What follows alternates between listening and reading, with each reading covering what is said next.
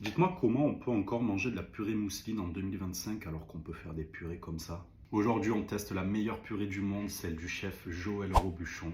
C'est parti. Alors, on aura besoin de pommes de terre rate, très important la variété de pommes de terre. On va prendre une casserole, on va mettre tout ça là-dedans. On recouvre d'eau environ 2-3 cm au-dessus. Du gros sel, environ 10 g pour 1 litre d'eau. Et ça part en cuisson environ 30 à 40 minutes. Petite technique pour être sûr que les pommes de terre sont cuites, on plante un couteau et si elle tombe comme ça, c'est qu'elle est cuite.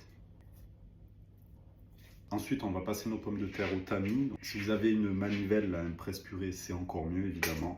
Une fois que notre purée est passée, on va la remettre sur le feu pour enlever l'excédent d'eau de la pomme de terre. Tout en chauffant, on va incorporer notre beurre petit à petit.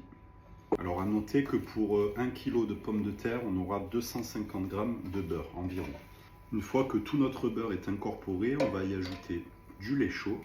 Alors là, pour la quantité de lait, ça va vraiment être selon votre goût et la texture que vous préférez.